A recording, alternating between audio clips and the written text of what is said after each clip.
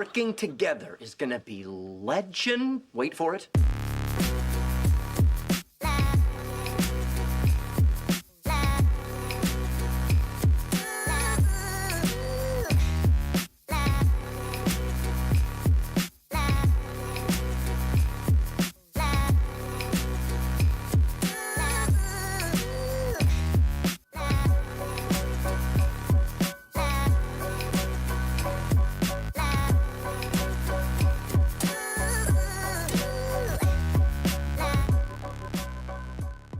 Hello, everybody, and Nailed welcome to another episode of Zero Life. My name is Barrett Courtney. I am one of your hosts, and here, joined with me, is one of my great co-hosts and even better friends, Danny Juarez. Oh, what's up? Bringing the 90s back, everybody. So you might have noticed that we haven't put out any content in the last 2 weeks. So I apologize for that. We've been very busy in our work lives. I got a job. Yeah, Danny got a job. He is now the CEO of Amazon. Dude, hit me up. I got those discounts, doc. So we've been busy in our work lives and our personal lives, and like we're at the point now where like I was free enough, but Sean's still super busy, so it might be a little bit until Sean can have time to come back on the show. So for the meantime, we got your boy. Barrett, you should have me, dude. I'm like fucking cool, whatever. And I said no, and then Danny pulled out a gun and he was like, "Have me on, or I'll kill you." I said, our parents' names are Martha, okay? So yeah, this week we're going to be talking about Justice League and Star Wars Battlefront and other like Star Wars movie news and whatnot. A lot has happened since we've been gone. Yeah. And so the first thing I want to talk about is Justice League. We just saw it just an hour ago. You've got the Batman Vigilante shirt. I bought this for Batman v Superman, and I was like, man, this movie's going to be fucking awesome. Walked out. Whoo! It wasn't awesome. I think I reviewed that for BCG with Ricky. I think we did a video review of BVS, and it's crazy to think that was like a year and a half ago at this point. But Justice League, it's the first movie with all of like the Justice League together, I guess. And just as a warning, let's give our sort of non-spoiler thoughts and whatnot of the movie, and then we'll let you know. I'll do this. No, I will audibly tell people because we also have a podcast version of this. Shout out to the iTunes and podcast listeners. I need you just to tell them what I'm doing. Okay. I'll let you guys know when Danny starts patting his head. Yeah. And so, first, like a non-spoiler sort of view of it. What did you think of the movie? Couldn't have been worse as Suicide Squad. So. It's true. It's a good point. Yeah. It was like I walked out when we talked about it. I was like, it was good. Wasn't great. It was good. That's it. Like, I mean, good on them for like. I think the reshoots with Josh Whedon like made it better in a way. I don't know. See, there was a lot of scenes, especially early on in the film, that were obviously reshot. Yeah. And that was my problem. Was that it was obvious that Jason Momoa was standing in front of a green screen. Yeah. It was obvious that Henry Cavill's upper lip had a That's all mustache. everyone's talking about, man. It was obvious when like I think Ben Affleck went from like being like a little bulkier to like super like skinny, and it was like, oh, this is very jarring. I think it was a lot of the comedy scenes, like where just like that's Josh Whedon's humor. That wasn't Zack Snyder. Well, like it's weird though because you did have a lot of that, but it's also I feel like a lot of that was on Barry Allen's character, and I don't think they like Whedon came in and totally like rewrote just Barry Allen's character. I honestly think Zack Snyder came into this one thinking like, all right, we need to have more of like a dynamic characters here, and so like instead of everyone being so serious. Yeah, exactly. And I honestly do think like it might have been a little bit of both, right? It might have been a little, I definitely feel like that scene at the end, not end credits, but the between credits scene, was like that's a Josh Whedon scene. Yeah, and there's like a couple of comments where like Batman gets thrown, he like gets up, and he's like, "Oh, I'm definitely bleeding." Like that's definitely like a Whedon line. Like that sounds like something that would come out of Avengers. And so my general thoughts, and I was thinking about this in the middle, like in the climax of the movie, right? You're in the third act, and this is this big fight, and I was like, man. And usually the third act it falls apart. I don't feel like it fell that apart. Yeah, no, I don't feel like it fell apart, but in the third act at least. But with me, for what I was thinking in this third act, right, was that Avengers is not my top Yeah, 5 favorite MCU movies, Well, right? But I know how important it was. It's a great event, but as a movie, like it didn't like I wasn't like super into it. But as an event, it was super cool. It was like a crossover comics event, and like you don't go to those things for substance. You go to it for the spectacle. And Avengers was definitely like that. But it was also we'd seen these characters in multiple films, and we like learned to care about these characters, and it was so important when these characters came together. And it was like, oh, it's so cool to like see Thor and Hulk fighting, and like even when they come together to like fight against the bad guy later on, they're still like fighting each other, and it's like cool. And that's to, is like that movie, that beginning of Avengers is like they all kind of like are figuring each other out how to work together because they always have their moments where they're fighting with each other. And it's that scene when the city's going and it's a rotating camera scene, the pan around. It's like that so scene is kind of iconic now in a way. Oh yeah, and, definitely. And it's like it's using like it was using Guardians afterwards and stuff. So. I don't think there was that moment with Justice League at all. There wasn't. I didn't feel like, and I didn't care that they were all together. Interesting. Well, it was So, and that's what I was thinking. It didn't matter to me that they were like in the sense of like in the Avengers, it mattered. It meant something. And this, it just like okay, all right, whatever. Like we had gotten time with these characters before. We knew like Tony Stark and Captain America are not going to clash well together, like just on personality levels and.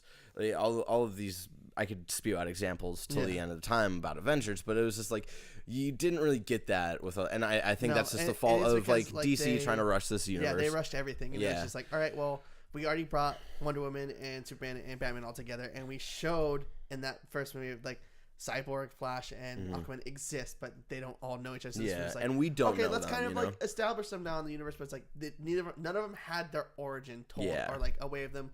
How they came to be a hero. Yeah, the closest one we got to, and this is the like hardest spoiler I'll get into, is Cyborg. That was the closest sort of origin story we got. Yeah. And so, like general thoughts again without spoiling it, it's like it's one of those things where I think this movie had no chance to being good, and like I'll just say it, just the state of this universe right now, there's just no chance that this movie was going to be like Avengers, right? Yeah. But because of that, it still shines in moments, and it's still enjoyable in moments, and it like I was thinking about it, and I was honestly like, you know what? This isn't worse than like the worst MCU movie, which I consider like it's like always in between the Incredible Hulk and Iron Man 2, and really, I honestly, Incredible Hulk's boring as fuck. That is a boring movie, and it sucks. Because I really like Edward Norton, and I liked for me the original cast. It's between Iron Man 2 and Thor 2. Yeah, Thor 2 is pretty rough. Yeah. But I was thinking about it. I was like, all right, this isn't worse than any of like the bad MCU movies. Yeah. So I'll give it that, right? And it was definitely enjoyable. There was like an actual plot that you can follow. There was a beginning, middle, and end. Yeah. And I got to give props to DC for finally like figuring out how to structure a movie. Good on you. And so I think that's really all we can say without spoiling it. Yeah. So right now, Danny is patting his head. Spoilers.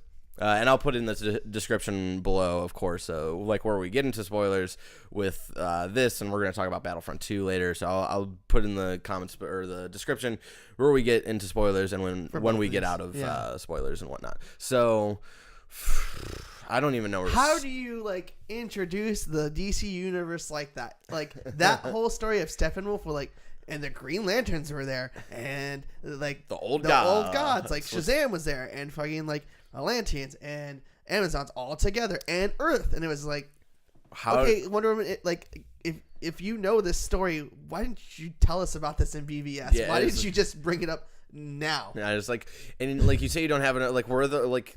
Hit up the lanterns, man. Yeah, like where are they at? And then so that was a very like weird like I forget what the word is, but like they retconned it. It's just like, oh shit, we gotta bring in these other things. I guess we'll just throw them in here. We're gonna get there now because there's a Green Lantern movie and there's a Shazam movie in the works with The Rock. Yeah, and so there's a lot of moments where this was very, very frustrating as a movie, storytelling wise. Like, yeah, they were able to thread a middle or a beginning, middle, and end, right?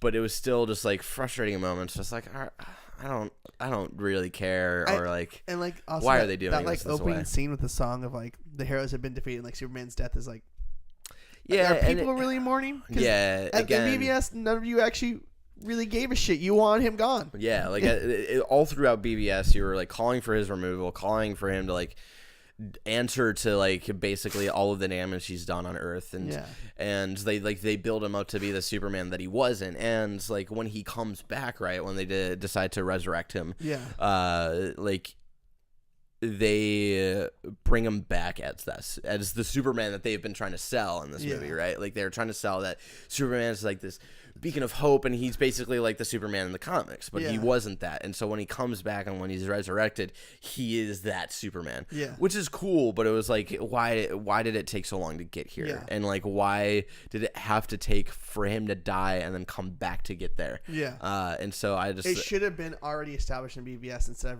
like, because obviously like, people complained about Superman was like, man, all the destruction, all the people died, and then it's like, all right, well, let's bring it up in the next movie and now make him look like a bad person. And now in this one's like, actually, we all loved him. Yeah. So this is like a very forgettable movie for me. Like I walked out of the theater and I like already like was like trying to like place like where certain scenes happen and stuff, and like, and I think that's mainly a problem with the villain, right? Like Steppenwolf is not a memorable villain. No, like he's like he reminds me weirdly of the Guardians of the Galaxy, the first one villain, where he's like Ronan, where he's just bad and he's just bad. You know, it's like I'm just here to conquer, and it's like, at all the right, same whatever. Time, it's like they even have a big hammer sword thing. Like, both of them. When he kept saying mother, I was like, are you talking about Big Mama, like the character that's on like Apocalypse, that's like the sidekick to Darkseid? And it was like, I thought she was gonna make an appearance. Because everyone kept talking about they have the mother boxes and stuff. They're gonna establish some another character. I've been on. I was like, oh cool, like I guess it's gonna be Darkseid. But then like he even says when he's getting, he's like for Darkseid, and like he says that in the movie. I'm like, all right. And then I thought they were gonna show it, like do some kind of like I thought they were gonna show Darkseid, and I thought that like that would have been a really cool thing. But then like the after credits when they have Lex Luthor who like escaped Arkham and he's bringing in Deathstroke, that was really cool. But like it was a weird direction to go in. Like that was a weird. I guess they're trying to set up. I don't even know what movie they're trying to set up in that after credits scene. The DC universe is like the cinematic universe is so like in disarray. Like Ben Affleck is not gonna be Batman anymore. He's not even gonna get to do his own movie. It's like they have to find a new person to play him. They haven't talked about if they're gonna do another Justice League movie. Well, they said I think he's still doing this Batman movie. He just wants a cool way to leave the universe. So I think it's we'll see how that all pans out. But and like they talked about like the Barry Allen movie, they're like it is Flashpoint. I was like, how the fuck are you jumping that far ahead in Barry Allen's story? And I was like, they've literally skipped 20. They said it in this movie where Ben Affleck has been Batman for 20 years. And it was like, well, they skipped 20 years of Batman's like all of his arcs, so I guess we could skip ahead to Barry Allen's point in Flashpoint. Like Flashpoint is where he's like established in the Speed Force and knows what he's doing. Like this Barry Allen. By the way, this Barry Allen is not Barry Allen. This is Wally West all the way. And like I think they did it because most 90 kids who read comics, their Flash was Wally West until like and also I think they knew that the Flash like they just weren't going to be able to compete with the way the Flash TV show does Barry Allen. You know, like he's so done good. So well, it's and so even though the show has definitely dropped off because they do the same story every season. It's not great. We'll have a talk about some of that. But I think they knew they couldn't compete with that, so they're like, all right, let's make him a little more zany and stuff like that. And I honestly I liked him. I think Ezra Miller was he was great. He was great. He was one of the best parts. I don't hate him. Like I was but it's not Barry Allen, it's Wally West, but it's still good. But at the same time, it's like if you're saying that you're doing his movie as Flashpoint, that is repercussions for all of the universe. So is that their way of retconning Ben Affleck leaving, or like I think universe? I honestly think Flashpoint is going to be their excuse because they've announced like a Joker movie that apparently doesn't have anything to do with the Joker. They've talked about other movies that don't have to do anything with this main universe, and I think they're going to use Flashpoint as an excuse to say like, oh, and we're gonna go on Earth 30 and see like what's going on Earth 30 and whatnot. I think that's what they're gonna use Flashpoint for. But anyway, the Steppenwolf. Sorry, we got a little sidetracked there. Sidebar after sidebar after sidebar. Steppenwolf, a very forgettable character. What is like? He's a bad character for the league. Like he's fine, but like he was a weird choice for the first Justice League character, movie. like a villain. He's a bad one and a weird one to put as their like main villain in the first movie. And that's honestly like how I felt about Loki, right? Like for Avengers. Yeah. And then like I got like Loki was a great villain I thought in Thor 1, and I thought he was like he's been a great character throughout this entire MCU, but I thought he was a weird pick for for the first Avengers. And like he works, you know, they made it work. They made it work. This one, it's like, man, like half the audience isn't even gonna know who the fuck Steppenwolf is, and like, it's just definitely like a weird pick. And then, and just the way that they like made his character, like his background story, like you said, like and all these people from the DC universe, like the Amazonians and Atlanteans, like all came together to fight him before. I was like, shouldn't they have come together to fight Darkseid and not Steppenwolf? Yeah, I know. It was super like this is the guy that like, you know, Superman beat him up in like a minute. As soon as Superman showed up, just game over. You're fucking done, dude. So let's talk about Superman for a bit. Man, he sucks. Yeah, he sucks. He is not like, and here's the thing. Because I know I'm going to have those Greg Millers out there who are like Superman defenders. And I know Superman's an interesting character. He can very much be an interesting character. He can. Yeah, and like I totally believe that. But in this universe, man, he is just not. He is just... So like people have the complaint of like, oh man, Superman's boring because he has no personality. He can literally beat up everybody. And to me, Superman's interesting when he has those types of things taken away from him, and he has to deal with those struggles, and that's really cool. And this universe of like with Superman, like that is what Superman is. What the general not like public thinks of him is like, oh, he's just sort of like boring, you know, and just because he can beat up it, like literally he is the ex machina of the movie where like they're all getting killed, and then he's like, hey, don't forget about me, I'm Superman. And then Steppenwolf turns around, he's like, oh fuck, it's Superman. The Kryptonian's alive. And then he gets the shit beat out of him.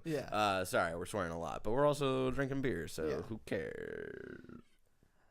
Zero Life After Dark, everybody. Yep. And so he was like the ex machina of this movie, and it's really weird. And then like the scene with him and Lois when they're at the farm. I like because you used to like Lois is like when he's like, we gotta get the big guns. You're like, it's Lois. And I was like, and probably is, but it'd be funny if like Martha. Yeah, I know. It's like but like I knew, I was able to tell that like their whole plan of like reviving Superman and stuff, and like I had a feeling when they were gonna bring back Superman, he was like gonna like sort of have that. I like that moment that he was like raging out in a way that you didn't remember, because I like that side of Superman. Where it's like, that was cool. No hold bars. Yeah, and that was cool, and I like like, that. Even when he picks up Bruce and he says, "Do you bleed?" I was like, that was a cool. Like, that was a cool like, line. Get your fucking revenge, dude. I hated Batman v Superman, but that was like a cool like back like one line. It was like, hey, like you said this to me, so like I'm gonna destroy you right now. Or like when he says the world needs you, he's like, doesn't need you. Yeah, exactly. It was so good, and so. I liked that, and because I think Superman's a cool villain, to be honest, because he literally fucks everybody up. Well, that's the thing is like the Superman, the Death Metal Superman in the original cartoon, and even in the comic books, he comes back revived from Darkseid, and he believes he's Darkseid's son, and Darkseid uses him to attack Earth. Yes, and so when Superman comes back, and like I remember because in Batman v Superman, Flash does his Flashpoint thing. He's like, Lois is the key, and then he like, and that's what I was referring to, and like when we were talking about it in the theater, where I was like, Lois is the key. Lois is gonna be the one where he sees her, and then he like remembers everything, and he's like, oh, I love her. It's okay, I'm sorry. And so they have that like scene at the farm, and it's like. Oh man, I'm just what's her name? Amy Adams? Yeah. You gotta go. I don't get it. Like all right, if you're Andy Cortez and you're wrong about everything in life and you like to rival, like okay, fine, whatever. Everything she's in, I just don't get it. You know, like I even love Have you seen Enchanted?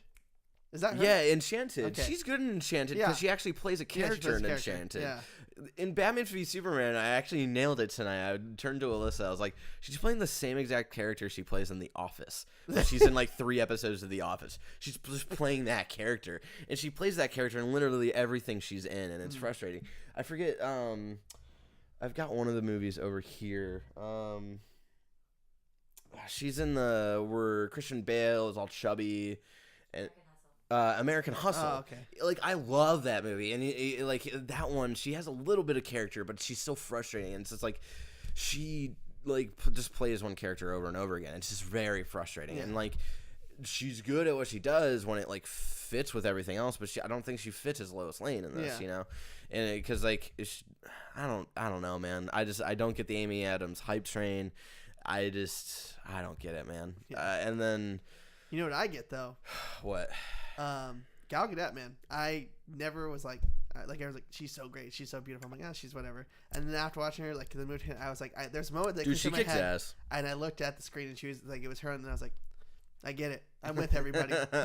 I'm part of it. She's the best. She's the best. And I really think great. like she's a great Wonder Woman. Like her idea of her like instilling hope as this character that like Wonder Woman, like as a woman and as Wonder Woman does. I was like, she fucking nails it, and dude. she's in a movie where the third act doesn't fall apart. Yeah. And so, yeah, I really like she nails it, and she nailed it in her own movie, and she nails it now. And so it's one of those things where like, yeah, she obviously outshines I think the rest of the cast, even Ezra Miller, even Aquaman, even Cyborg.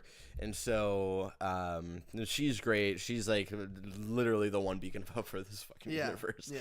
And then Jason Momoa's great too. Like, Jason Momoa is really fun. Like, I wish we'd gotten to know a little bit more about his character. That was my one hang up. And then that was thing was like we said like they didn't have time to establish people's origins. So when they were like he goes to land like, oh, the prince is back. I was like, I didn't realize he's been gone for some reason. And so since we brought up Jason Momoa, Alyssa has a lot of feelings about Aquaman and how they treated Aquaman and Atlantis and stuff. Alyssa, do you want to come on the show and rant about it for a couple minutes, or are you good? Do you want me to rant about it for you? What do you want to do here? I want her to come on here and rant about it. All right, we're having Alyssa Shimoda. No, I'm gonna cycle out here. I'm gonna make sure everything's going all right. But here is Alyssa Shimoda making her Zero Life debut to talk about Aquaman and Atlantis in Justice League.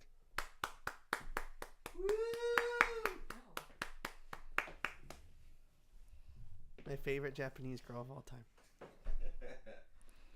Hey, welcome to the show. Hi. So tell me, what'd you think? Okay. Where do I begin? So here's where I'm gonna start. I think most people know I'm from Hawaii. That's cool. Most people don't know that I did not just grow up in Hawaii, but I'm also part Hawaiian, and it's a very important part of who I am. And Moana was important to me because of what it meant for Polynesia and Hawaii and culture. And so it's like Coco's coming out, and me as a Hispanic person, granted, I don't really talk about my heritage or represent them. That is still a big thing for my people in general. Yeah, and I'm not going to claim to be an expert or anything. I'm not going to claim to know all about Hawaiian culture, but I know some. You represent it and well. I'm proud, and it's important to me, and not just because I'm from Hawaii, but because I actually have Hawaiian blood. So that's my whole that's where my background around this comes from. So when Jason Momoa was cast as Aquaman, I was like, this is genius. This is a fantastic idea. I don't know why nobody has ever thought of this before. Of course, a Polynesian should play Aquaman because Polynesian cultures, the ocean is important. The ocean is the ocean, the fish life, all of that. That whole thing is it's what runs your guys'. Yes, because we're an island culture. The ocean is important. The ocean has power. The ocean is something that you respect. The ocean is its own entity, and I've always felt that way. So anyway. So watching Aquaman in this movie, even just his small parts, as a Polynesian person, was just as exciting for me as having a whole movie of Moana. Jason Momoa's Aquaman was just as exciting for me as Moana. The Disney movie, which is a big deal because that was a big deal for me. Moana, the Disney movie, was a big deal.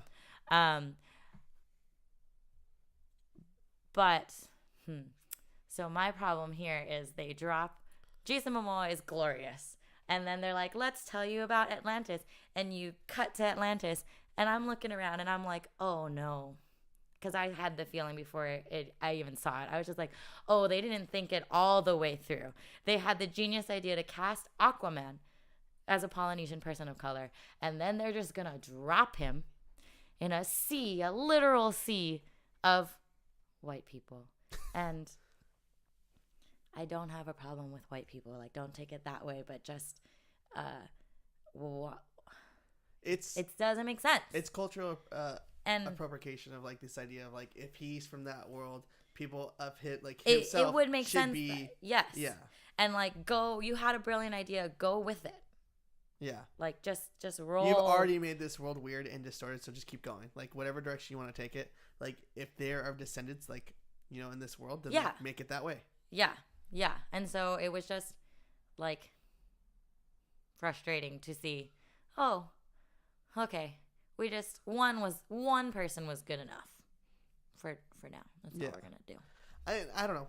He's getting his own movie, and my counter argument is like we saw Wonder Woman and Gal Gadot, and she was casted, and her world of Amazonians, it was all women, but they were all different color. It wasn't just all white women in that right. movie. So maybe we just didn't see enough people to know that they're actually quite diverse. We just saw Mara, and she's white with red hair, and the rest of the people were in armor and stuff, so we didn't really get to maybe see not. them. We saw the old ones when they were like having the giant battle. Yeah. But we didn't actually see like, you know, what their world looks like. So we don't really know. But for them to, for this, as people of your descendant, of your, you know, race. Like if you're this, like, you know, you take it this seriously, I'm sure your people from Hawaii or Polynesian in general will take it just as seriously and feel kind of offended as much as you do. It was exciting until you realize, I don't know, that it wasn't. That you could have used it as an opportunity to put more people of color on camera, and you didn't. Yeah. Because it was exciting that you put one person of color on camera, and this could have been a great opportunity. It could have been a Black Panther situation, right? Like, everyone's excited about that, and it's powerful. Yeah. Because it's all these amazing people of color playing these amazing characters, and you get to see this whole world and like culture, and they're all represented. Yeah. And there's nothing...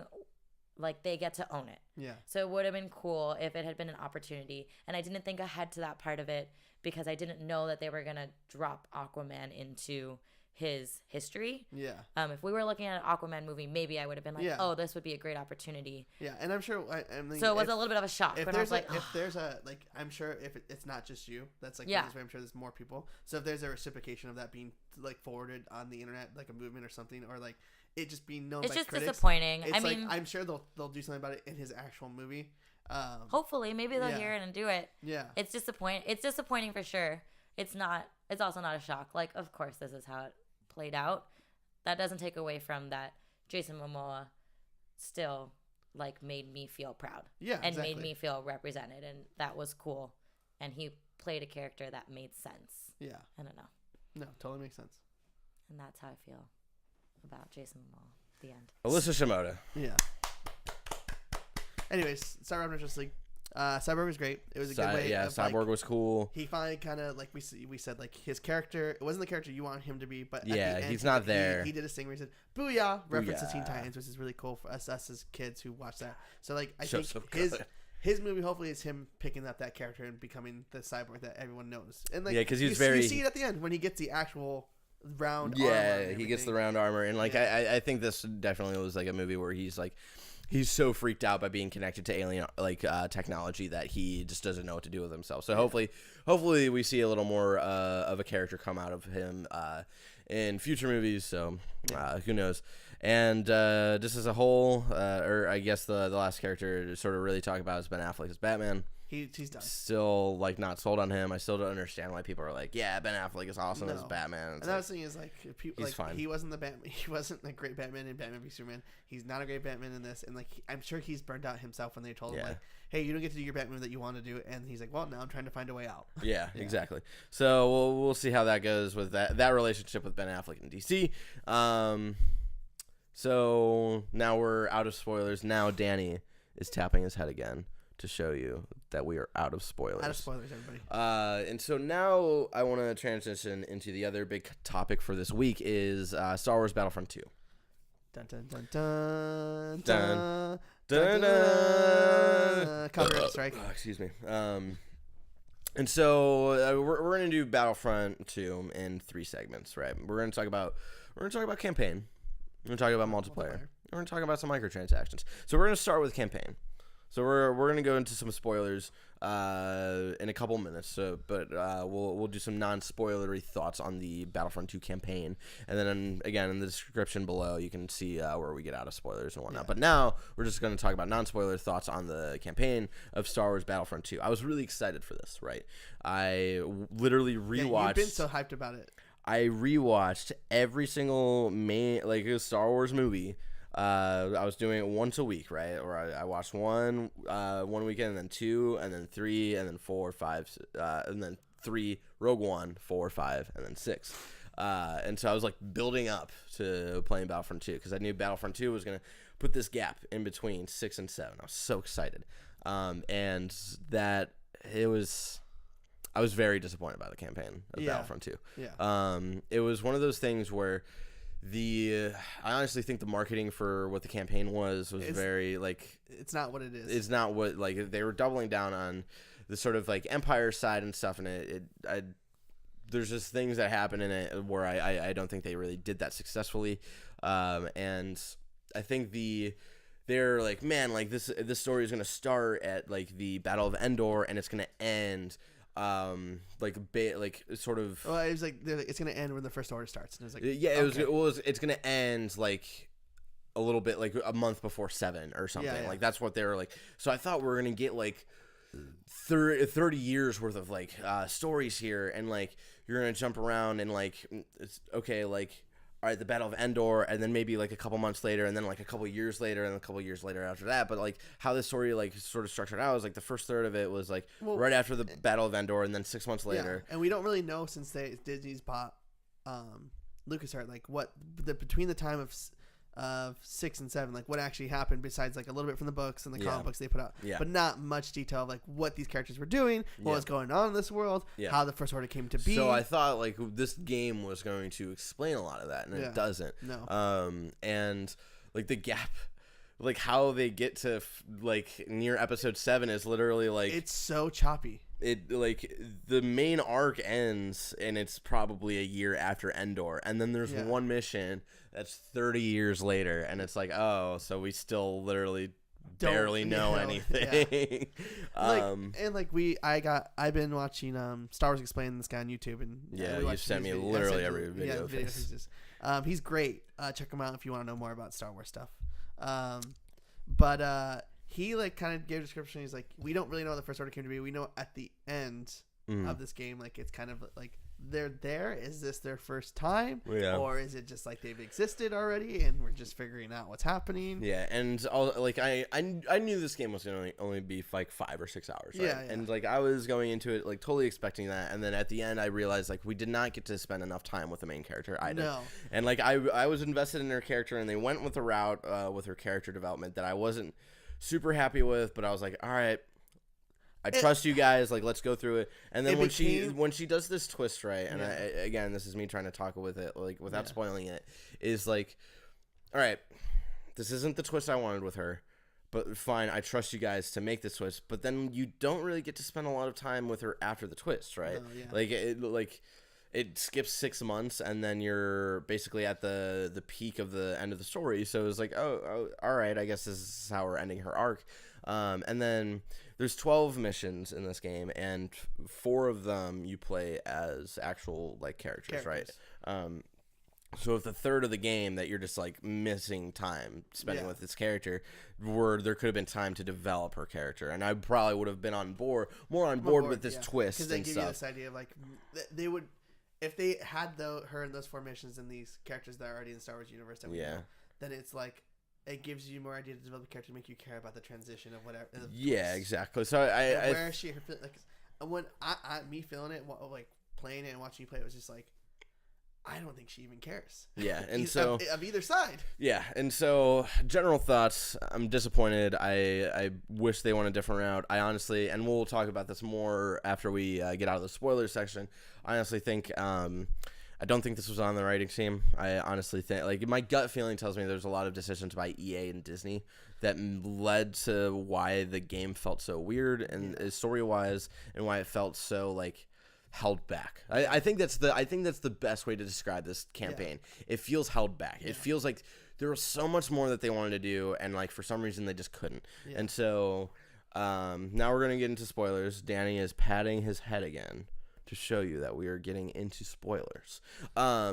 So the big thing I'm disappointed about, right, is when the marketing for this game was like, you're gonna get to experience the side of the Empire and get to really get into Empire in the 30 years. And like we're gonna get into their side of the story and how all this went down, and like you're gonna get the perspective of someone who's on the side of the Empire but doesn't know that like she supports the Sith and stuff like that. And that's was actually interesting to me, where she doesn't know. And that's actually pretty cool that like they have that conversation where there's the mission where you're playing as Luke. And you're hanging out with Del or whatever, and Del realizes like the Emperor was one of you, and Luke's like, he was, but not really, right?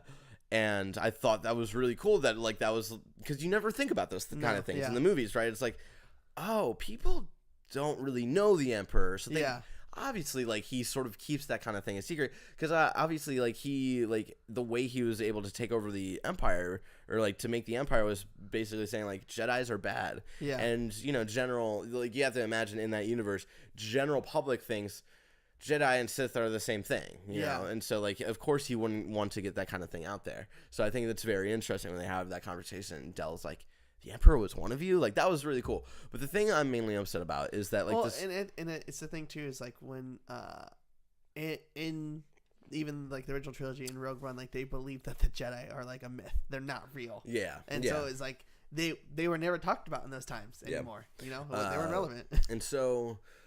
My disappointment with this game is that they really were trying to double down on this. Like, you get to see what the Empire's about. And that's true for the first quarter of the game. And then...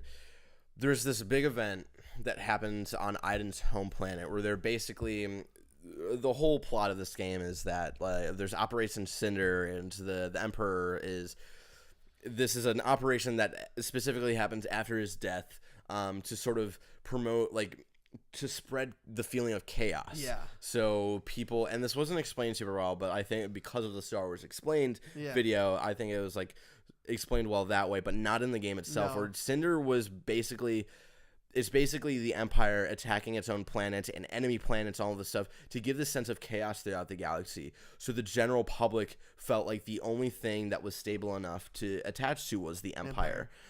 Which is actually a smart plan. They just don't explain it well at all in this game. And like the weird part is like the marketing of the game was like, story of the Empire 30 years, and then they show like the Emperor robot clone thing, and then they're like Operation Cinder. So I was like, I thought we were gonna play all through whatever Operation, and it's like literally just that mission of their home planet, and then the planet of and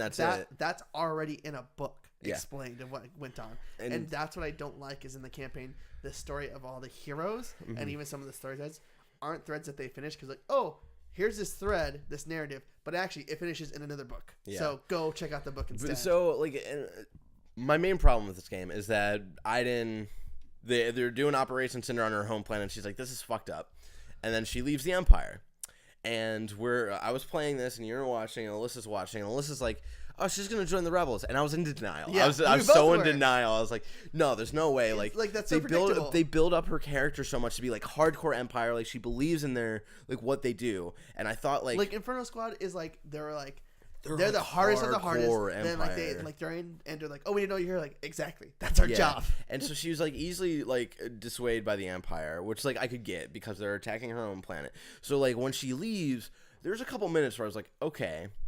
She's leaving so she can, like, I thought her mindset was going to be, like, the Empire sucks and we need to make a better version of the Empire. And then she starts the First Order. And I thought that's the route that they're going to take. Yeah. But then, like, literally 5 minutes later, Del makes a joke about, like, we could go join the Rebels. She's like, Del, you're so funny. And then they join the fucking Rebels. Well, and then it's like this story. Let's tell them. So they told Lando Operation Cinder. And then Lando's like, you can leave or you can help us. And then they help them. Yeah. And like, you should have just fucking left. Yeah. And it's just like...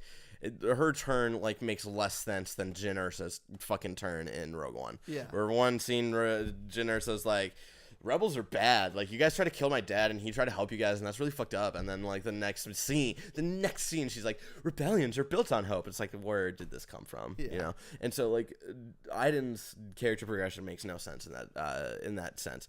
And then, like, yeah, I feel like the hero missions took time away from her. The Luke one was cool because cool, and the Leia one's cool. The Luke one gameplay wise is dumb because you're just killing a bunch of bugs. But like the story, like when they go into this Jedi like secret place and he takes the compass and like that was cool. But then we don't get to see any more of that. You know, we don't really know what the compass is. And then we go to Leia. I thought Leia's sort of story mission was actually like woven in pretty well. Yeah, because it's still following it Operation made sense. Cinder It made sense naturally of like why she was there. And then you get to Han, and it's like. I think the Han mission was when I was very like, yeah, this game is bad. Yeah. Because Han, they get so cool. Like, hey, we have this effective operative who wants to help us free Kashyyyk, and then it's like, yeah, and so like I thought, so like Han's whole mission was like trying to figure out like these details of Kashyyyk so he can free Wookiees out of Kashyyyk, and that was really cool. And that like I could totally see like Chewie be like, yo, we gotta help my boys, you know, my fam. Yeah. So, and I was really excited, and he kept bringing it up, and like the mission itself wasn't great, and so I thought like, okay, like the next mission we're gonna free a bunch of Wookiees from Kashyyyk, and we don't. Yeah. And it was like, man, that mission was totally pointless. Yeah. And then like the Lando mission was like cool, but that also felt like it had no literally to establish that other character that becomes their partner. Yeah, and so like the other guy that they so like like when yeah, so the like Iden turns and joins the rebellion, and then she hit like then the Inferno Squad worked. They're still called the Inferno Squad, but now they work for the rebellion, and it's her partner Del, and this new alien dude who like. You know, like you spend time with him as Lando, but you don't spend any time with him really as Inferno Squad. Yeah. Like she joins Inferno Squad, you do like maybe 2 missions where you sort of meet him, and then it jumps 6 months later. Yeah. And so you don't get to feel like, because that was my problem. That's what I was talking about earlier, where it's like, okay, like this sucks that they're totally going this route that I didn't want them to go down because everybody's done this. Yeah. Where like someone works for the Empire and then they turn for the Rebels. Like we've had a movie about that, and we've had a game about that already. We had The Force Unleashed. Literally Finn's arc in Force Awakens is that. And both of those were told way better. Yeah. And so I was like, all right, fine. I'll hang on to this, but then when you see her on the Rebel side, you don't see her enough to like really see like what her role or importance was in the rebellion. Yeah. And so, and like to see like her like new rapport with this new character who I liked when he's hanging out with Lando, and Lando's being sassy and this new character's being sassy. I was like, this is fun. But then like it like I never really got their relationship right, and I was really disappointed by that. And like it all culminates on like the Battle of Jakku, which I thought was really cool, and then I thought it was cool, but my biggest problem is that map is the same map reprised from a multiplayer map from Battlefront 1. It's a little different because you get to go to the ship and everything. Well, the design is different. I remember playing Jakku in the first one, and the design, it is a different map, but it's similar in ways. But they're like, it's way bigger, like when you're doing the ship parts. But there are definitely separated chunks that they didn't have, because Jakku in the first one was only part of one mode. Yeah. And it was like a design specifically for that mode, and these maps were designed for something else. Yeah. And so Jakku was cool, but then like at the beginning of the mission, like I was really down with like Iden and Del's relationship, because it was like, yo, we're buddies, we've served together. We've served together. Yeah, since we were kids. And then they forced this whole like, Iden, make sure you come back alive, and she's like, Del, make sure I have a ship to come back alive to. Wink. Grr, growl, sexy voices, and then they forced this like relationship out of nowhere. Yeah. And it was like, oh man, that like the Han Solo mission where I was like, I think this is bad, and then that scene where I was like, this is bad. It sucks because it's like that whole mission is like, that part sucks, but the part with her dad is so cool. Like I like the relationship. Yeah. Where his dad's like, hey, I have to die for the Empire because I did this. You don't. You don't. Yeah. And I really liked that. And again, there are cool moments in this. And the campaign's a muddled mess, and I'm gonna play through it. Like I played through it on Xbox, and like I want to play through it on my own account and like because you get like rewards and shit for playing every mission. So I'll play through it again when I'm not running on like 3 hours of sleep and I can think about it a little more and like see it again in a more like rested space, because I was on 3 hours of sleep and then I played it in one sitting. Yeah, you went there, straight through. There was one and I was point sick that day, and I was like, I'm just gonna spend the day with you, and I just sat here and watched you, and I was like, all right. And there was one point where I was just really out of it. I think it was like the point of the Han Solo mission where I was like, I have no idea what I'm doing anymore. Yeah. And so I think we've talked about the campaign enough. Well, okay. So last thoughts on the campaign with spoilers. And then you jump ahead 30 years and you play as Kylo Ren. Yeah, and like that whole part of him like going after Del to find the map to Skywalker was just like, all right. And then like he like goes through her head and he talks about like he knows who Aiden is, he knows who Inferno Squad is, and he's like she's important to you. And then like at the end, like the guy who you left on your home planet because he wasn't gonna betray the Empire with you, like is now like one of the heads of the First Order. And like so they killed Del. And then they were like, and at this point, I would have rather played as that guy because he had a way more interesting, like, sort of. He is doubled down on the side of the Empire, and I would have rather stuck with him than stick with like the guys who left. Right? Well, yeah, and like they're like, she's coming, like she does need to come here, and it's like, okay, what are you talking about? So, and then like, it just ends. Yeah, so the ending is fucking awful. Like it could have ended on the Battle of Jakku. Like that's where the campaign should have ended. Even with the terrible kiss that happens between Aiden and Dal, where it's like first it's like a little look smoochy, and then it like cuts to the alien friend, and then she's like down. Sorry, audio people, down like over here and stuff. It's like it was so bad. It was gross, but it's like you could have ended it there. But then they do one more mission, and you're playing as Kylo, and then like the dude who was originally part of Inferno Squad who like sticks with the Empire, is like leave the like. Clean up the body, but leave the ship. I'm gonna lure her. Like I'm gonna like bring her here and trap her here. Yeah. And it's like that's my goal. And I was like, okay, like there's got to be a couple more missions. And just like the title pops up. Yeah. I was like, oh. But we know. I guess that's just how we end stories now. Just not ending them. Yeah. We know that there's story DLC coming out 2 days before The Last Jedi. Yeah. So, okay, I think now we can get out of our spoiler territory, or we're not talking about the specifics of the campaign. So Danny is tapping his head again to show you that we're out of spoilers of Battlefront 2.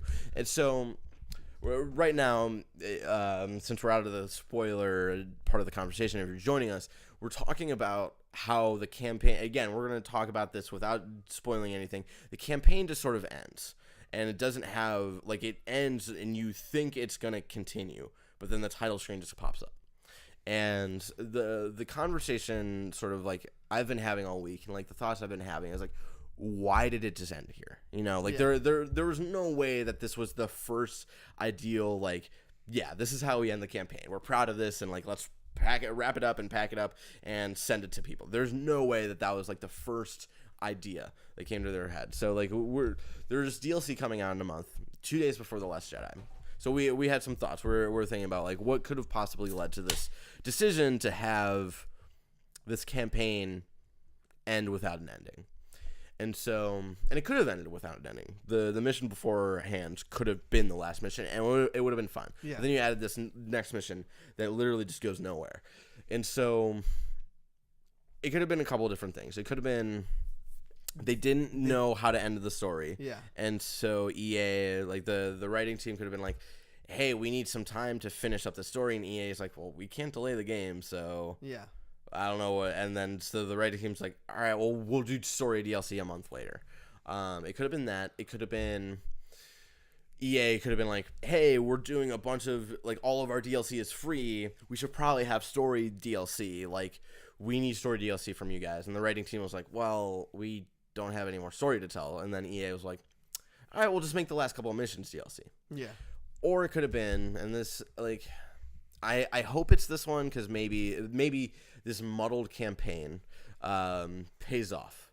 I hope the scenario I hope it is that Disney came in like because EA and Disney got to work closely together to sort of see like what EA can and can't do when it comes to the lore, because this is now this story is now canon, which is like, it disappoints me as almost as much as how the prequels are canon still. Maybe Disney came in, saw the original ending of the game, which could have been like the 2 or 3 missions after this actual last mission, and it said, oh no, the ending of this ties way too closely to The Force Awakens and The Last Jedi that could possibly point to some spoilers into these movies. We can't have this come out a month before. Like, you guys can do this. This is cool, but we can't have this come out a month before The Last Jedi. And EA said, well, we can't delay the game. And Disney's like, well, figure it out. And so EA might have said, all right, well, we got to make these specific last 2 or 3 missions DLC, and it's got to come out like. And Disney probably gave them a time frame of like, hey, this story stuff in here can, like, the earliest it can come out is like a week before the movie, And so I honestly, I think it might be that. Yeah. That's hopeful. Like, I'm hopeful. And that's a hopeful thinking. That's hoping that it's just not EA being like a dumb decision, because of EA makes dumb decisions sometimes. Yeah. A lot of times. And so, yeah, I'm very disappointed by the campaign. I'll play through it again in less tired eyes and sort of see how I feel about it, and also unlock loot boxes and whatnot, because you can earn credits in loot boxes playing the campaign. And so the next thing I want to talk about is the multiplayer. Mm-hmm. It's more of the first one. Yeah, it's the same thing. Yeah. It's solid. Yeah, and like the first one, like I like the first one. Yeah. I spent probably like 30, 40 hours with it. Yeah. I'll probably spend 30 or 40 hours with this multiplayer. Yeah, the difference is like, I mean, there's the cards, but I think the cards matter a little bit more now than they did in the first game. Yeah. And then the point system of like, you rack up kills, you get more points, you can buy characters to play as well. Yeah, we're in the first one. It was like random coin drops that you like run to, like hope to like beat your the rest of your team to like pick up an X-wing or Darth Vader or whatever. Yeah. And so now it's actually like rewarding skill-based people to like be able to play as heroes or cooler ships and stuff, and I like that. Yeah. I think on that part of the multiplayer they've improved. Yeah. The progression system, I don't think I've played enough of it to really talk about the progression system and like how people's frustrations with it. It's like you have to. It's like the 30 hours or something like that. I mean, at this point, it doesn't seem like I unlocked Darth Vader. I've already unlocked Darth Vader, and I've probably played like 6 or 7 hours of the multiplayer. So I don't think it's bad, because again, this is and we'll get to microtransactions at the end of this Battlefront 2-bit, and so. So I'm not super frustrated with like the progression system right now, because again, they last minute like took out microtransactions and all this stuff. The biggest thing is people were complaining about it in a world of video games where they die out pretty quick. Yeah. They're supporting this game for free all year round. Yes. And probably till whenever the Battlefront 3. Yep. So like I think it's because they supported 1 for a while. Yeah. They supported up until last year when like Battlefront 2 is like pretty much announced. Hey, it's gonna come out in 6 months or something like that. Yeah. And so I think the plan is like, we made this progressive system longer because we expect you to play it throughout the year more. And it's like a game like Overwatch where it's like, we want you to come back to this every year. Yeah, and like the way they did it just probably wasn't the best way. And again, I don't have a problem with that, just because I really like the gameplay itself, because I think it's satisfying. Us who are like fans of Star Wars, like, hey, you want to, like, if I call you, can you want to play Battlefront together? Like, yeah, let's play a couple matches. Like, I'm trying to get like a group of people. If you want to hit me up on Twitter at @BananaLuchon and be like, yo, you playing Battlefront 2? And I'll probably be saying, yeah, we playing space battles. And you'll be like, you sure as shit will say, hell yeah, we are. And then I'm gonna get MVP and most kills in our space battles game. Once I finish my backlog list, I'll play with you guys. And so yeah, like I love the space battles. Like I was literally before Justice League playing as many space battles as I could before I had to hang out with you guys and go see this movie. And then like the Galactic Assault and like Blast and the other regular sort of like boots on the ground modes are like fun. I'm not great at them, but like my goal is you shine in the Starfighters. Yeah, I don't know why that mode makes super sense to me, but like I love it. It feels great, and I kick ass at it, and I don't know why. I think it's just chaotic enough where I can like sort of just like beam on through and just get a bunch of kills and but like I have fun with Great the other shot, modes. kid. 1 in a million. I got him. Great, kid. Don't get cocky. And so with the other modes, like they're fun, and like there'll definitely be things where like if I'm playing the Starfighter Assault like a little too long and I want to like mix it up, I'll go to those other modes, because like I did that tonight where I was playing Starfighter Assault for like probably an hour and a half, and I was like, all right, I'll go to Galactic and see like what's up there, and so I played a little bit, had fun. So like this is honestly one of those things, and like we'll get into the story a little bit about the frustrations of this game and the microtransactions, all that stuff. But like put all that aside, like I'll probably put another 40 hours into this game. And that's the thing is like it's not a bad game. People are more upset about that whole side-chain microtransaction. Yeah, I think, and it's the progression. Like the multiplayer is great. Like it's still good multiplayer shooter. It's the a gameplay ton of is fun, fun, especially when you have a group of friends. Yeah. The story mode, whatever. Like we'll get over it. It's not what I wanted, and it's like I don't think it's a well-told story at all. Yeah. And again, I think it was weird decisions, because I think it was also, and I didn't bring this up earlier, where it's like I think at one point EA was like, hey, there's no there's no big characters from Star Wars in this campaign. You gotta make a mission with Luke. You gotta make a mission with Leia. You gotta make a mission with Han.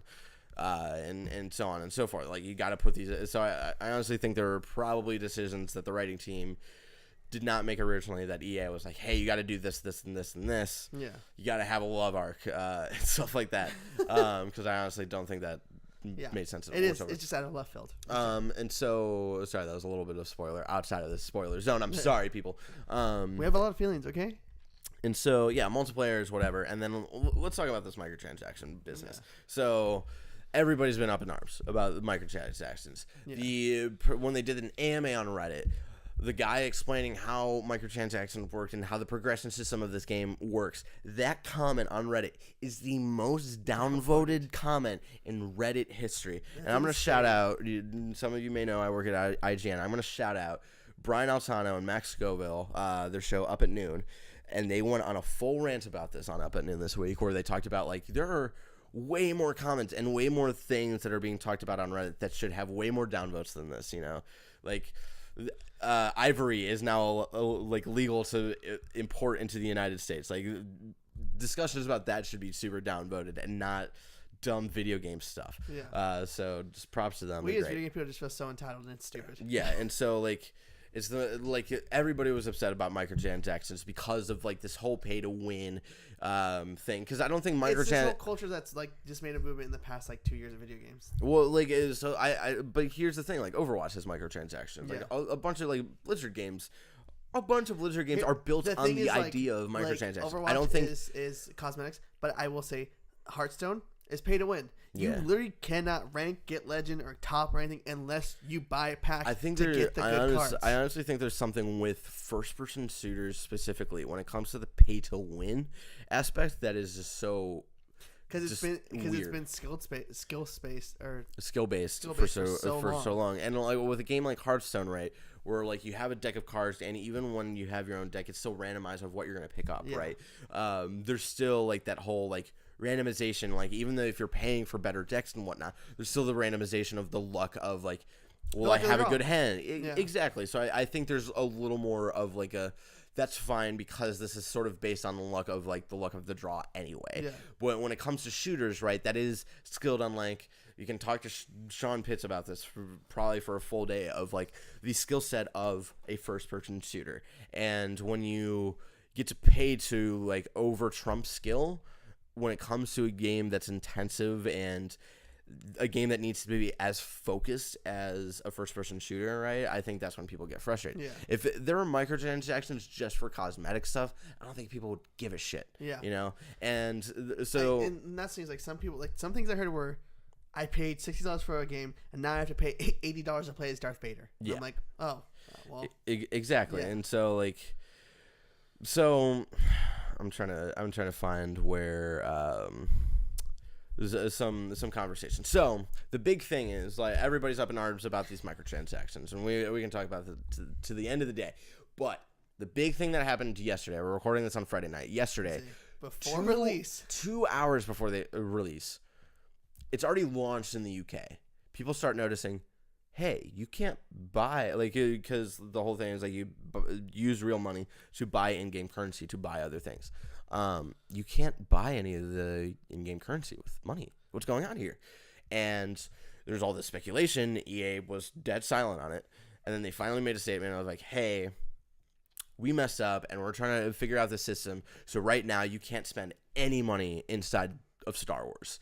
You can't spend any money. And we looked at the system. We thought it was correct. And we're going to try to fix all of it.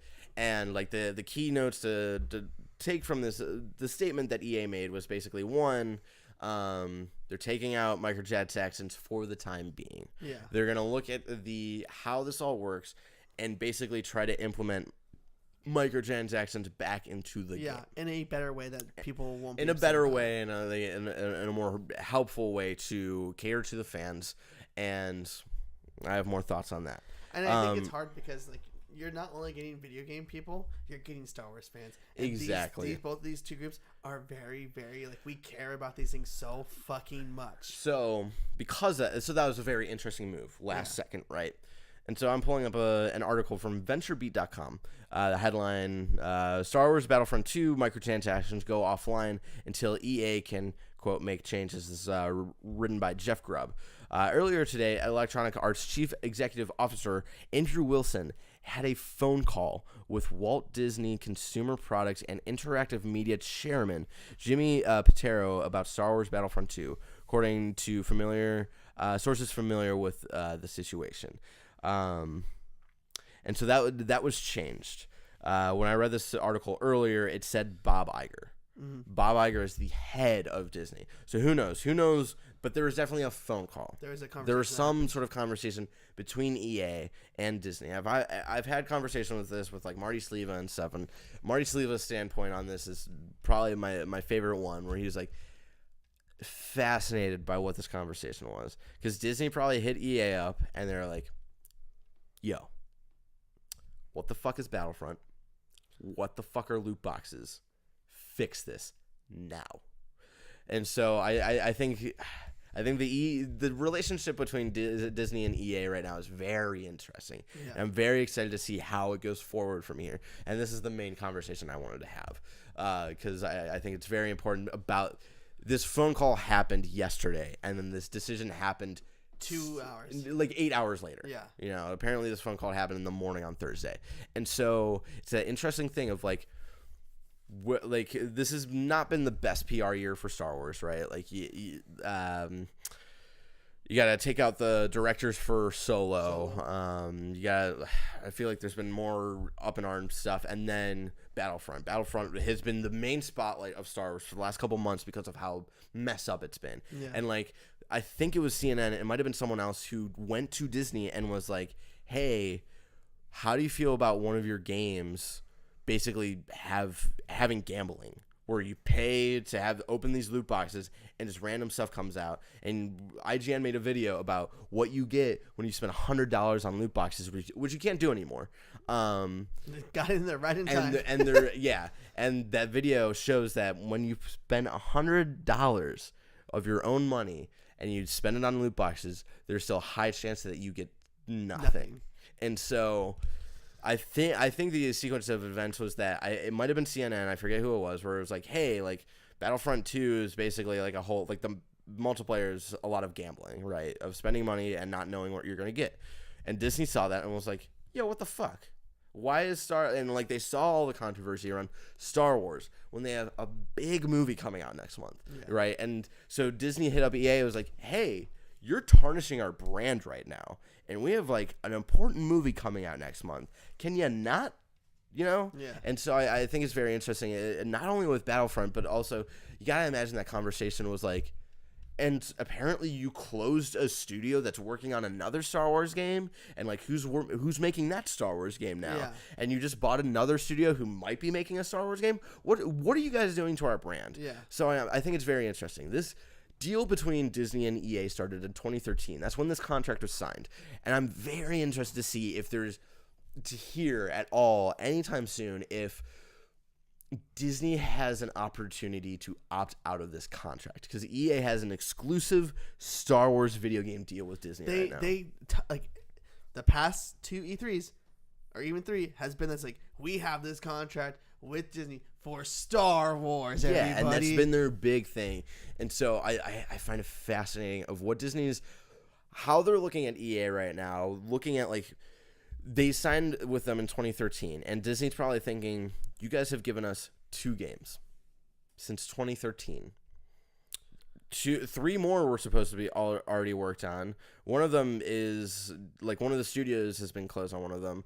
One of the studios you just bought, and I guess they're now making a different Star Wars game. And then one of the studios who was supposed to be making their own Star Wars game helped out on Battlefront instead of making their own fucking Star Wars game. So I find it very fascinating to see maybe in the next year this Disney and EA deal going south. Yeah. And like Disney saying like, leaving. all right, we're done. You guys messed our brand up, and we don't want to be associated with you. Yeah, because people have been asking for a single player Star Wars game, and you took that away from them, and like they are asking for all this stuff, and you've literally just given them the same game twice. Yeah, and you're like making us look bad. And so they don't want that, because Disney is very much like, if you operate outside of what we want, we will tear you to shreds. Yeah. And so we have more money than you. We have more money. You might be the most worst company voted 2 years in a row, whatever. But we have more money than you, and we can fuck you. And so I think it'll be very interesting to see how this relationship goes forward. Who do you think they go with if they leave EA? I don't it might be that one thing where they actually just start open to the studio, because like with Marvel, they've done such a great job with Marvel. Yeah. Where they're like contracting out, like Telltale worked on Guardians, and even though no one talks about Guardians, it doesn't seem like Guardians was great from Telltale. Like they worked on that. People are talking about Spider-Man. Spider-Man for the PS4 game. Hell yeah. Apparently there's a different studio working on a more action version of Guardians, right?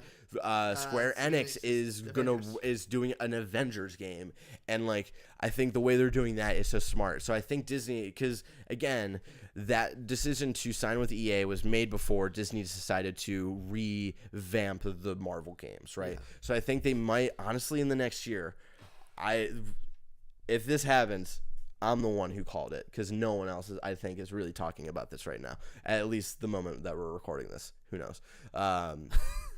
I don't know. What could happen by Wednesday? Who knows? Naughty Dog makes a Star Wars game, everybody. Damn. So it could be one of those things where Disney's looking at EA and looking at all their like screw ups and stuff, and then they're looking at like, oh, like we actually just contracted out Marvel games, and that's actually working out pretty well for us. No one's talking about Guardians. Everybody's talking about Spider-Man though. All right, like let's just do that for Star Wars. I think that will work out perfectly, and I think a bunch of like third-party studios would line the hell up to work on those kind of. Kojima makes a Star Wars game. Hell yes, boy, and that's where we're ending the show. So I think this relationship with EA and Disney is just going to be fascinating for the next year, if not next couple of years. Do you think we get a Battlefront 3? Yes, I don't know if EA makes it. Okay. So we'll see. I think Battlefront 3 will definitely happen, because even with all this controversy, I think this game is still going to sell very, very well. But I think even though it sells well, I think Disney is still very touchy on what the brand of Star Wars is, because they're like Kathleen Kennedy runs a tight ship there. So she's like, people need to like Star Wars. We have so many years planned for Star Wars. We can't have people hating Star Wars now. Yeah. So it'll be very interesting. I'm excited to see what that relationship is and maybe the opportunities that come out of that. And I see Alyssa is sleeping, so now we will move on out of this conversation. Do you have any last second thoughts? No, I think we've had some good talks. I think Star Wars is important to you. Star Wars is important to me. It's important to a lot of our friends and our families too. Yeah. And so I'm flying out the day after Last Jedi comes out. Well, and I'm not even seeing The Last Jedi until I fly back to Cleveland so I can see it with my dad first. The thing is, like, Fred bought me tickets. We're going Friday night, but I was like, man, I kind of want to buy tickets Thursday, but I know they're also, but I also want to see it Saturday too. Those are my 3 days off. But I think this thing that EA is doing is reevaluating the microtransactions is a good idea. Hopefully they nail it when they come back. Like, all right, here they are. Let's do it right. And that's the fascinating thing. And make fans happy. And an interesting thing to go a step further, right, of like what the conversation between Disney and EA was. It was like, maybe it's like, just take the microtransactions away until after The Last Jedi. Like, put them back exactly how they were a month after The Last Jedi. Yeah. After everybody's done talking about it. I think it's like, I think it's not only to do that, they bring them back, they do them right, and whatever Who way even know they that- can do it, Yeah. but they also gift us something. That's always been a good thing for people when they fuck up. That's They true. like, we're going to gift you something That's as true. well. And like it's always a good thing even when you make a great game, right? Like The Witcher 3 came out and CD Projekt Red was like, here's a bunch of free DLC because we love you. And it was great. So, again, we're going to wrap up on the segments because we've been going a little long. Shimoda, how much time we got right now? Where are we at? An hour 12. All right. So we're going to roll through a bunch of questions right now. So your questions time, everybody. your questions, if you want to be a part of the show every week, you can always tweet questions at myself, at Banana with Sean, usually at Sean Twisters, but you can also tweet them at Danny, at Stokes Danny on Twitter if you have any questions and you want to be part of the show every week or just whenever we do the show. Yeah. All right, so Danny, just let's steamroll through these guys. All right, first one we got is from Emperor Bucktown. What can Emperor EA do to dig themselves out of this reputation now? Which I think we feel like we've talked about. Yeah, we talked about that. So if you've listened, you already know how we felt. Just fix microtransactions, listen to your fans, work with Disney, and if you screw up, that sucks. Yeah. From Andrew Taylor at Papa Drew Bear on Twitter, with a new Star Wars trilogy being made, what are you hoping Rian Johnson does? They've talked, so we didn't even really talk about this, is that a new trilogy has been announced for Star Wars that's not part of the main story, and it's all being handled by Rian Johnson. It seems like he's definitely directing the first one, but maybe not the other ones. I don't know. There's got to be things that they've seen The Last Jedi, and they're like, we believe in you. So I honestly, here you go. I honestly think, and again, I just want to go through this real quick. I'll talk about this real quick, and then I'll talk about what I want to see from him. I honestly think the conversation was, we love this. Come back to do episode 9. The way Rian Johnson works is like, that's not enough time. Like, this needs to be out in a year and a half. That's not enough time for me. Yeah. And so they're like, fuck, okay. J.J. Abrams, take episode 9. Rian Johnson, we will give you anything you want to do with Star Wars. Because I honestly think The Last Jedi, at this point, the fact that they have given this man his own trilogy, I think The Last Jedi is going to be fucking amazing. Yeah. And also, for the people that freaked out, like, this is too much. I was like, you didn't fucking see this coming? You didn't think Disney was going to fucking, like, cash in Star Wars as much as possible? That they're giving their park its own section? That they were going to keep making movies every year? Y'all dumb. Yeah. Like, you knew this trilogy was going to end, and you knew there were going to get some more Star Wars stuff. So I honestly, that's how I think that's how it happened. Where it was like, oh man, we want to do more stuff with Rian Johnson because he's great. And I'm glad Disney sees that, because I've seen it for so many years, because he directed Looper and Brick and the best episodes of Breaking Bad. And so they're like, all right, we're going to give Rian Johnson his own trilogy. And what I want to see in that trilogy is just... I think we're on the same end here. I think we both want to see The Old Republic. No. Really? I don't care about the Old Republic, to be honest. If it's set in that time, fine, whatever. But specific, like, I don't really care about what the timeline is of this.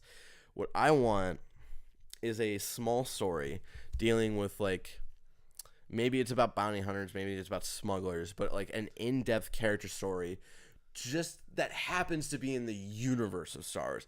I don't want it connect, like, maybe there's a Jedi in there because you gotta have Jedi in Star Wars, but I don't want it connecting with this main story at all. I want it to be like new characters, everything. I want it to be fucking Blade Runner in Star Wars. That's what I want Rian Johnson to make, and I think he could do it, and I think it would be great, and that's all I'll say about that. What do you want? I want the Old Republic. Okay. But I don't want the Old Republic as in, like, the video games. I want, like, in story. I want Darth Sidious. I want that whole. Yeah, that'd be cool. Like, I want the and original like Sith, Darth Plagueis. I want that whole story told. Yeah. I want to see it on That'd screen. be cool. Yeah. I want to see, like, the forming of the Sith. I want to see the forming of the Jedi, and I want to see where, like, the origin of, like, the crystals and everything came from. And, like, the Force. Yeah. And all that stuff. That's cool. what I want to see. That's what we want to see, Andrew Taylor. All right, keep steamrolling through. Next one is also from Emperor Bucktown, and it follows up with Battlefront. If I like Battlefront 1 and 2 from 10 years ago, but found the recent reboot from 3 years ago to be lacking, what would I like reboot? Would I like the reboot of Battlefront 2? No. Yeah. They're just completely different games. Battlefront 2 now is very much like Battlefront 1 from 2 years ago. You're not gonna like it. Just Go on Steam, get Battlefront 2. It's on there. Yeah. All right. Keep going. From Chris Nunez at 2wolves on Twitter. With Justice League receiving less than stellar reviews and Affleck wanting out, should DC continue the course or soft reboot? Continue the course. Yeah, like you've already. I honestly think the soft reboot will be Flashpoint. It would. Well, yeah. Then we said that. Like they would just. It would affect the whole universe. Just continue the course that you're going.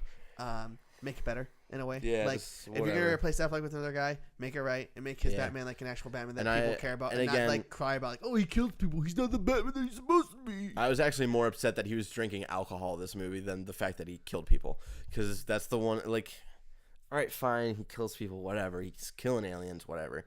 But like, Bruce Wayne never operates like drunk. He always is a man who like pretends to drink and pretends to be this like.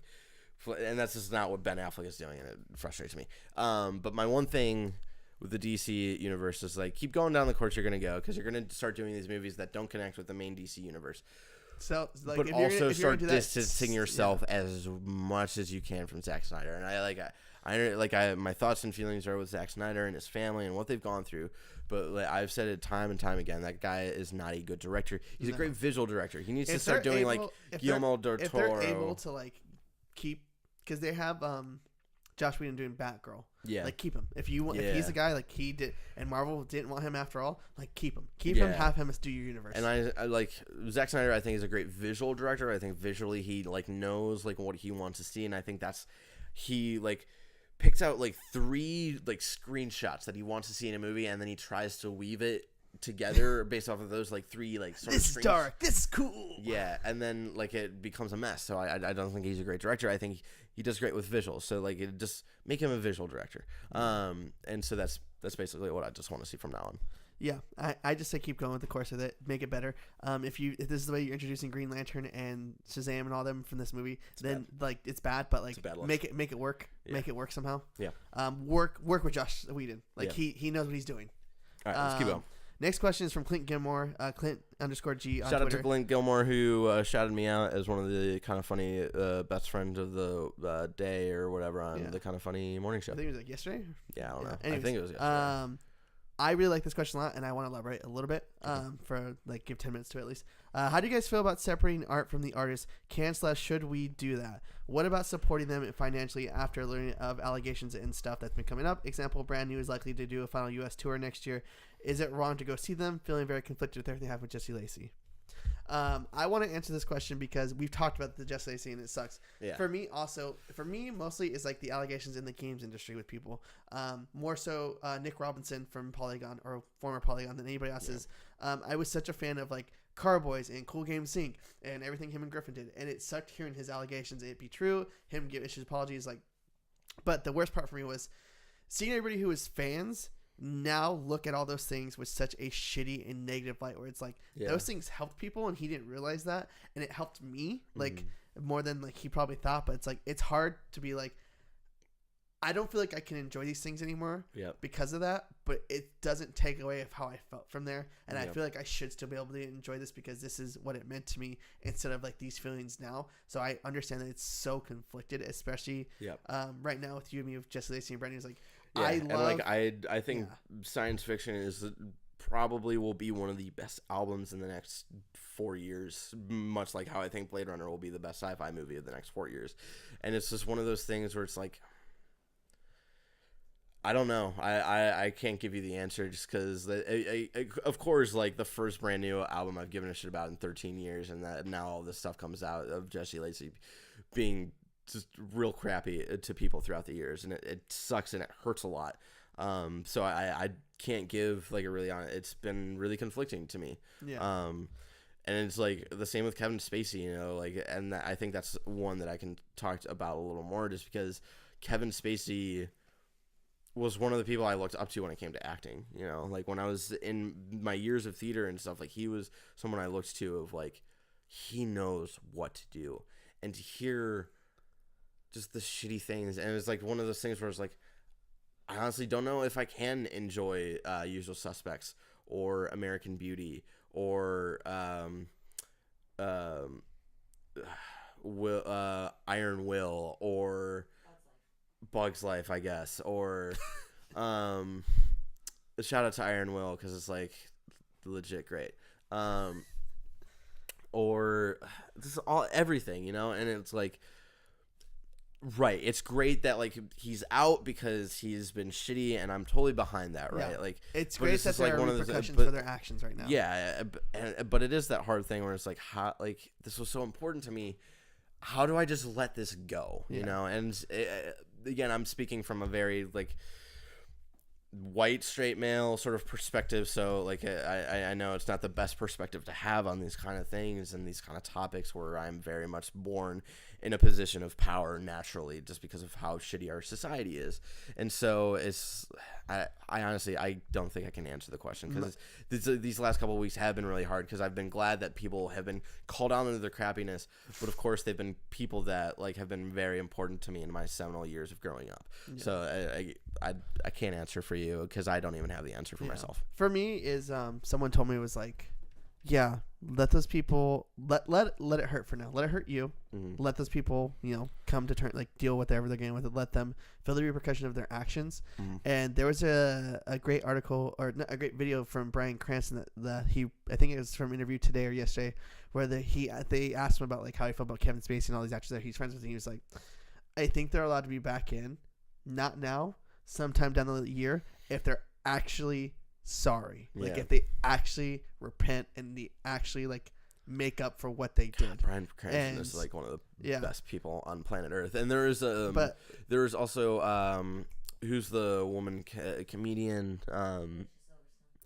Sarah Silverstein. Yeah, Sarah Silverman. She has her show, I forget what it's called, but she had basically this monologue about like, oh, is it Thank You America? Yeah, and she was like, can I love someone who's done something just awful, right? Because she loves Louis C.K. Like they sort of like grew up in the scene together, and they became very important around the same time. I think she became a little more important earlier, and so like she talked about like how conflicting that was, and she's like, I think she has the same sentiment about Louis C.K. as Bryan Cranston does about Kevin Spacey, where it's like, maybe down the road. Right now, not anytime soon. It can't happen. But maybe if they actually like think about their actions and become better of the repercussions of those actions, like maybe one day.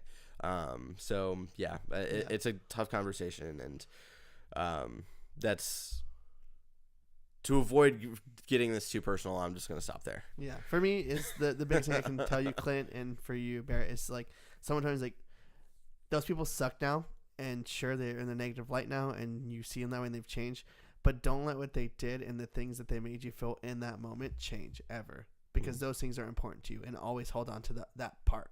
Yeah. But don't think that person is still that person. Just that moment matters. Yeah. Thank you. Yeah. All right, let's keep the steam rolling through this. We got a little touchy at one point, and now we're just going to keep going through these viewer questions. Thank you for all the questions this week. From Chelsea at Chelsea Sandwich on Twitter, she said, "Ooh, excited for us recording." But she said, "Will either of you be watching the Netflix Punisher series?" Yes. I've heard good reactions out of it. No matter if it's good or bad, I watch them just because I'm like I watched Iron Fist, I watched Luke Cage, and I'm so sorry, and I watched Defenders. But I'll probably watch Punisher after I finish playing Horizon and tomorrow. Or I've heard good things, so I'm excited to jump into it eventually. I'm a little too busy right now, but eventually I will. Yeah. From Jonathan Dornbush, our boy Jonathan Dornbush. Who is better at trivia, you or me? Me. Alyssa. Yeah. That's I will say we have our things where it's like we have our specific things. Yeah, like we'll have music the song. round we do really well, you and me. Well, once in a blue moon, Marty will play either Bob Dylan or Velvet Underground, and I'll look at him and I'll be like, "Thank you, Marty," and then he'll look at me and be like, "Yeah, whatever." Mine's any time where it's like hardcore rap music, and I'm like, "What's up? I know this, Cardi B. Let's go." But there are things I always know as a trivia, like when it was the theme was movie lines at the end of the movie, and like the other ones are like, I didn't realize I would actually know that. Yeah. Like, it's just like it's trivia. Yeah, it's trivial. Joey Noel. Can you talk about Porgs for like solid 5 minutes? No. Probably not 5 minutes. We're already running along here, but Porgs. 1 minute, go. They are adorable. They are cute. I hope they don't end up like Ewoks. I can't make that noise. Oh man, yeah, they're great. We don't know much about them. I want to know their origin. I want a buddy cop movie with a Porg and Chewbacca. I have a little porg on my desk at home. Dude, what if that's the Ryan Johnson trilogy? Is a trilogy That's about so porgs? lit! Yeah, Yes. boy. I have a little porg on my desk, and you press its belly, and it does its little dance and makes its noise, and I love it. But there's like a giant Target has a giant porg pillow you can buy, and I'm about to buy that. Oh my god. Yeah. Cuddling with the porgs. All right, Joey. No, that's all the porg talk you get. I'm sorry, we're already running long. And then the other ones from Alice Van Haken. It feels like every time I set up enough PowerPoints in a match, I can't spend them on anything but rocket troopers. Kind of annoying. Are you guys running into this issue too in Battlefront 2? No, because I'm good at the game, Alex. Fucking GG, get Damn, good, dog. I can't wait to be on your podcast tomorrow. Boom. Shout out, I'll be on New Donk City Radio at some point this week. I don't know when that goes up during the week, but I'll be on that. So shout out to them. They do great stuff. Go check out OKBs. Sometimes, like, again, I'm not great at, like, the boots on the ground stuff, so sometimes, like, I'll just, like, all right, I'll just get this rocket trooper or whatever, but every once in a while I find myself like, okay, I can get a Darth Maul now or whatnot, but again, because I'm so good at the space combat, I'm getting, like... The Millennium Falcon, the Slave One. I'm playing as, like, Boba Fett twice and, like, Darth Vader twice and stuff like that, so, again, I think it's just, you gotta find your mode. That's what it is. All right, keep going. Yeah, I don't play enough multiplayer to feel anything yet. Yeah. From JJ at JJ Murag on Twitter. Don't know if it's too late or not, but I would love to know you guys kind of changes on you guys think A can make microtransactions that won't end up with more fan outrights than they add them back in. I think microtransactions at this point, especially in like we talked about this a little bit, I think especially with intensive gameplay games like first person shooters and stuff, I think it's microtransactions have to be just cosmetic. I think it can't be a pay to win sort of thing, which works in card games and works in games like WoW and stuff and whatnot, where the sort of luck of the draw is still randomized even after you purchase like a good deck or whatever. Yeah, I think I think it needs to be cosmetics. I need to be like because like so far Luke has one costume. You should make cosmetics. Return of the Jedi Luke, Starfighter's Luke. Like it should be different outfits that we've there seen. Should be an old Han Solo, but what do we have? We have regular Han Solo, and then we have Han Solo with a beard. Yeah. Yeah, it shouldn't be cards that add to anything or make you better as a player. Last question is from Yusuf McGuid at Yusuf McGuid on Twitter. What was the best part of Justice League and why was it Gal Gadot? Damn. You're not wrong, but you're also not right. She is one of the better parts of the movie. Yes. I will say I think I like Aquaman and I like Ezra Miller a little bit more. Yep. Gal Gadot, she's just I've said this before. She's the beacon of hope for the DC universe. She's great.